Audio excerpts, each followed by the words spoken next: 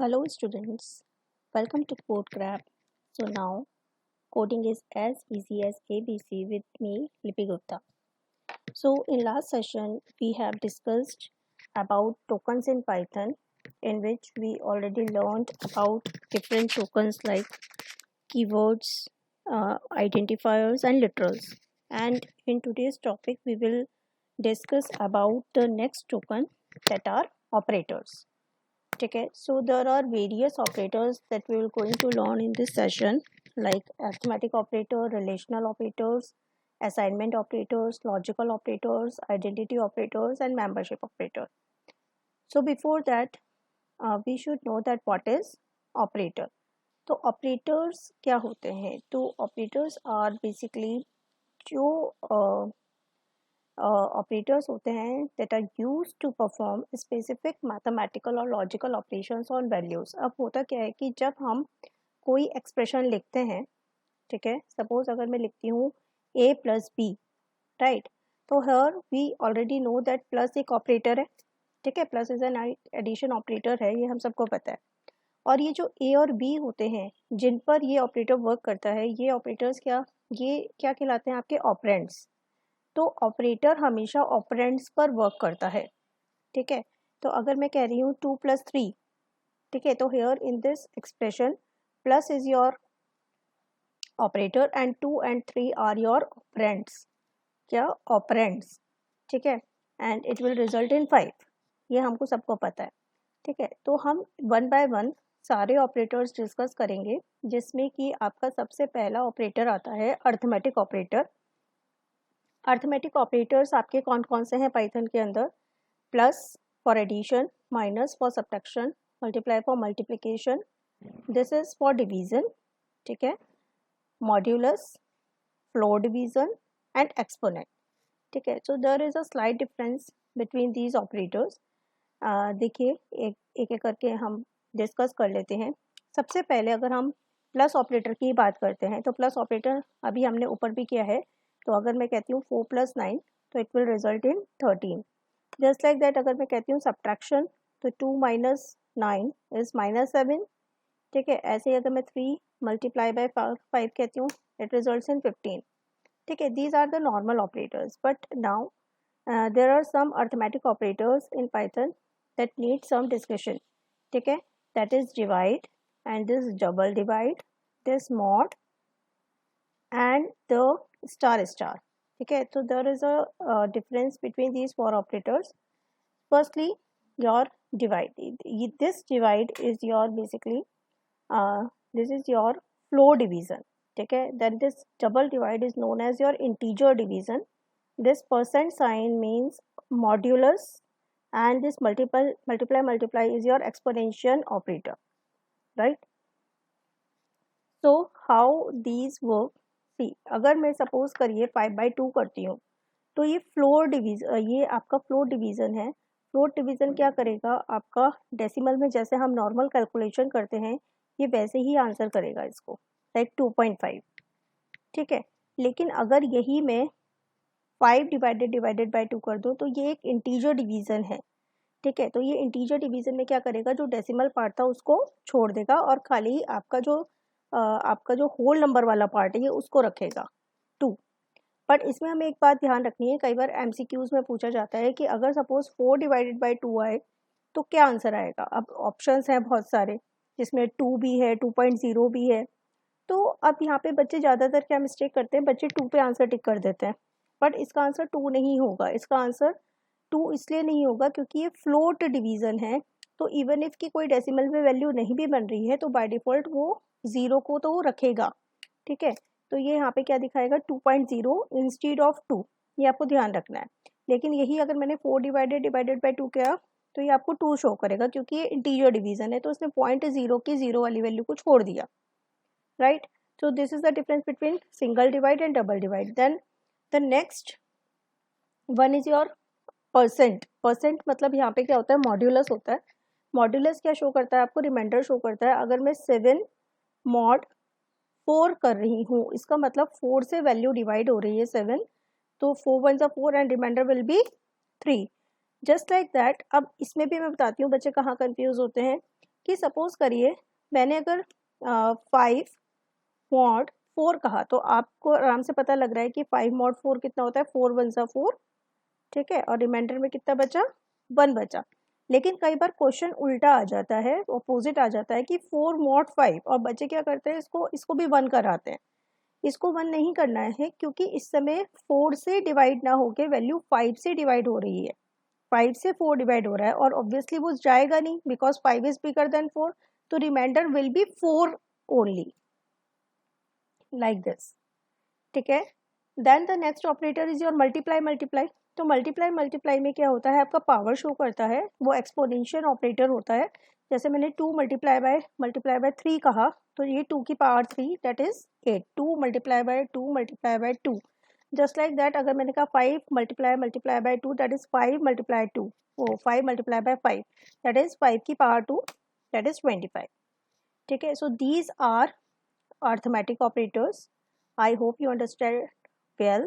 Now the next operators in the list will be relational operator. तो relational operators क्या करते हैं, relational operators basically आपके condition को check करते हैं and it results in either true or false, right? तो relational operators आपके कौन कौन से होते हैं, this is equals to के लिए जो हमारा operator लगता है that is your double equal, not equal के लिए जो नॉट का साइन होता है that is your exclamation mark जो होता है आपका इंग्लिश में, उसको यूज करते हैं। Greater than, less than, greater than equal, less than equal. Now do it one by one. तो सपोज करिए अगर हमारी ए की वैल्यू हमारी 10 है, ठीक है, ये हमने एक मान के चल रही है कि ए की वैल्यू अभी 10 है, ठीक है। अगर मैं आप चेक करूं क्या ए की वैल्यू, अब देखो यहाँ पे ये जो इक्वल साइन लगा है this is not your relational operator, ये आपका रिलेशनल ऑपरेटर नहीं है, ये आपका असाइनमेंट ऑपरेटर है, ठीक है। और अब मेरे को इस पे रिलेशनल ऑपरेटर कैसे यूज करूंगी, देखो ये यहाँ पे असाइन कर रहा है वैल्यू ए को 10। अब मैंने कहा क्या ए बराबर बराबर 10 है, equal equal, now it's a relational operator where it is checking whether the a values is 10 और नॉट। तो yes, because it will show true. And suppose I will say a equal equal 8, false. लेकिन अगर मैं यहीं पे कह दूं a not equal 8, तो ऑब्वियसली अभी a की वैल्यू 10 है, तो 10 8 के इक्वल नहीं है, तो this will result in a true condition. Then a क्या लेस देन 9 है, ग्रेटर देन 9 है, true, because a is greater than 9, 10 is greater than 9। अब लेकिन अगर मैं यहाँ पे कहूँ, सपोज यहीं पे मैं वैल्यू ही लिख देती हूँ, मैंने कहा 10 क्या ग्रेटर देन 10 है, नो यहाँ पे 10 ग्रेटर देन 10 नहीं है क्योंकि 10 इक्वल्स टू 10 होती है। लेकिन अगर मैं 10 ग्रेटर देन इक्वल वाला सिंबल लगा दूं और मैं अब चेक करूं क्या 10 ग्रेटर देन इक्वल्स टू 10 है, तो वो कहेगा yes it is true, because यहाँ पे ग्रेटर नहीं है लेकिन वो इक्वल है। जस्ट लाइक दैट आप लेस देन के लिए यूज कर सकते हो। मैंने यहाँ पे कहा 9 लेस देन 10 है, ट्रू। 9 लेस देन 9 है, नो, लेकिन 9 क्या लेस देन इक्वल्स टू 9 है, ट्रू, ठीक है। So these are your relational operator. Next in the line will be assignment operator. So assignment operator में एक इक्वल तो है ही, जो आपने ऑलरेडी अभी समझ लिया है, ठीक है। उसके बाद आपका आता है यहाँ पे plus equal, minus equal, multiply equal, divide equal, mod equal, ठीक है, और ये आपका integer division equal and exponential equal. अब आप देखो सारी अर्थमेटिक ऑपरेटर्स भी आपके इक्वल साइन के साथ अटैच कर रखे हैं। ये वाले जो ऑपरेटर्स होते हैं इनको हम शॉर्ट हैंड ऑपरेटर या ऑगमेंटेड ऑपरेटर्स भी बोलते हैं, ठीक है। क्या बोलते हैं हम इनको, हम शॉर्ट हैंड और ऑगमेंटेड ऑपरेटर्स भी बोलते हैं, राइट, ठीक है। तो अब ये क्या होते हैं, देखिए सपोज करिए हमें इक्वल तो पता ही है कि हमने कहा कि x इक्वल्स टू 9 है सपोज, तो ये हमारा एक असाइनमेंट ऑपरेटर हो गया वेयर 9 इज बेसिकली जो राइट हैंड साइड पे वैल्यू है वो लेफ्ट हैंड साइड की value, left hand side variable को ट्रांसफर हो रहा है। अब सपोज करिए मैंने यहाँ पे लिखा x प्लस इक्वल 5, देयर अब यहाँ पे शॉर्ट हैंड का यूज हुआ है, यहाँ पे इसका मतलब आप इसको इंटरप्रेट कैसे करोगे, x प्लस इक्वल 5 का मतलब हो गया x इक्वल, और जो यहाँ वाली वैल्यू है ये जो पूरा है ये आप एज इट इज ट्रांसफर कर दोगे राइट हैंड साइड पे, तो x इक्वल x प्लस 5। तो जब आप इसे एंटर करके x को प्रिंट करोगे तो यू कैन नोटिस कि यहाँ पे क्या हो रहा है, 9 प्लस 5 हो गया 14। ऐसे ही सपोज करिए अब x की वैल्यू कितनी हो गई, 14 हो चुकी है। अब मैंने यहाँ पे कहा कि x सपोज डिवाइडेड इक्वल 2, तो इसका मतलब क्या हुआ, x equal x divided 2, that is 14 divided 2, that is x की वैल्यू हो गई 7। अब मान लो x की वैल्यू 7 हो गई, मैंने कहा x मल्टीप्लाई इक्वल 2, तो इसका मतलब क्या हो रहा है, x इक्वल x की पावर 2, तो x कितना हो गया 49। So this is how the shorthand operator works here. Then the next operator in line is your logical operator. So logical operators आपके तीन होते हैं, and, or, not. ठीक है, तो अब ये क्या होते हैं, लॉजिकल एंड, लॉजिकल और, लॉजिकल नॉट। तो basically when you have various conditions, more than one conditions you have, तो you have to separate it by either and or not according to the question, right? तो इसमें होता क्या है कि suppose आपकी जो कंडीशंस है वो एंड से सेपरेटेड है, तो अगर तो सारी कंडीशंस ट्रू हैं, अगर 2 कंडीशन है, 3 कंडीशन है, 4 कंडीशन है, जब तक वो सारी ट्रू नहीं होगी तो ये आपका एंड ट्रू नहीं होगा। तो सारी कंडीशंस ट्रू है तो रिजल्ट ट्रू, एक भी कंडीशन फॉल्स है तो रिजल्ट फॉल्स। और के अंदर क्या होता है, एक भी कंडीशन ट्रू है, और का मतलब क्या हो गया, जैसे हम लोग बोलते हैं ना, do you like to take coffee और टी, यहाँ पे हम और लगाते हैं ना, जस्ट लाइक दैट, तो हम या तो टी प्रेफर करते हैं या कॉफ़ी प्रेफर करते हैं। इसी तरीके से और क्या कहता है कि एक भी कंडीशन ट्रू हो गई तो रिजल्ट ट्रू, और अगर सारी कंडीशन फॉल्स है तो ही रिजल्ट फॉल्स होगा। और नॉट क्या कहता है, नॉट कहता है कि आपका अगर रिजल्ट ट्रू है, वो कंडीशन ट्रू है तो रिजल्ट फॉल्स है, और कंडीशन फॉल्स है रिजल्ट ट्रू है, तो ये रिवर्स कर देता है आपके ऑपरेशन को। अब देखिए यहाँ पे सपोज करिए मैंने यहाँ पे कहा 3 is greater then 2 and 4 is greater then 1। अभी अगर मैंने सिर्फ यही 2 कंडीशन लगाई है तो हम देख सकते हैं 3 2 से बड़ा भी है और 4 ग्रेटर देन 1 भी है, दोनों कंडीशन ट्रू है, रिजल्ट इज ट्रू। अगर मैं इसमें एक भी कंडीशन फॉल्स कर दूं, इसको एंड ही रखा और मैंने सपोज इसको कह दिया 10, तो एक कंडीशन मेरी फॉल्स हो गई, एक कंडीशन ट्रू हो गई, तो रिजल्ट क्या हो जाएगा, फॉल्स हो जाएगा, क्योंकि एक भी कंडीशन फॉल्स हो गई तो रिजल्ट फॉल्स हो गया। लेकिन अगर मैं ये सेम ही कंडीशन रखूं और एंड की जगह यहाँ पे मैं और कर दूं, तो because between these two conditions one condition is true and one condition is false and the conditions are separated by or, then the result will be true.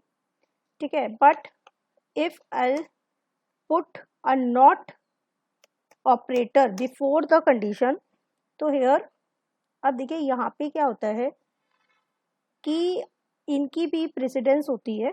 तो अभी क्या है, जब मैंने नॉट लिखा तो नॉट को सबसे ज़्यादा हाई प्रायोरिटी मिलती है, तो firstly it will calculate 3 greater than 2, तो 3 ग्रेटर देन 2 ट्रू है, पर ट्रू लगते ही ट्रू के साथ भी क्या लगा हुआ है, नॉट लगा हुआ है, तो ये क्या करेगा, इसे फॉल्स करेगा।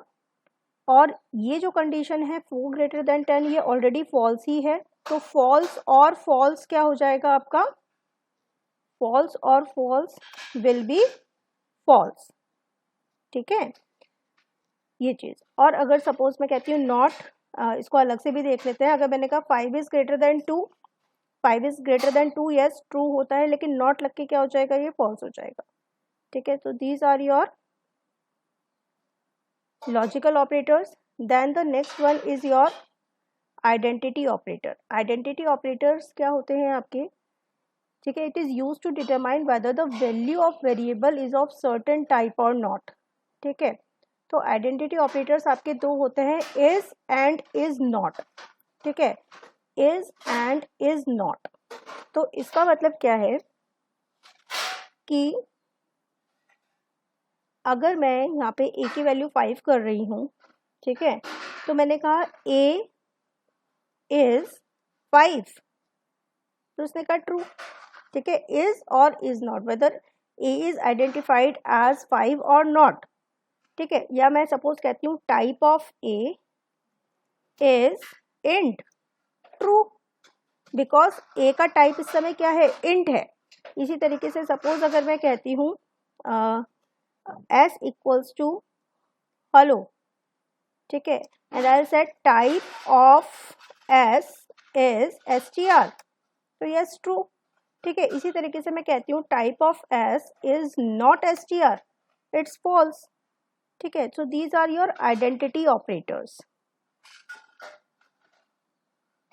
ठीक है, then the next and last operator in this series is your membership operators, and in under membership operators there are two operators, in and not in. This is very important operators in Python, because in programming, in many of the programs, these operators are used extensively.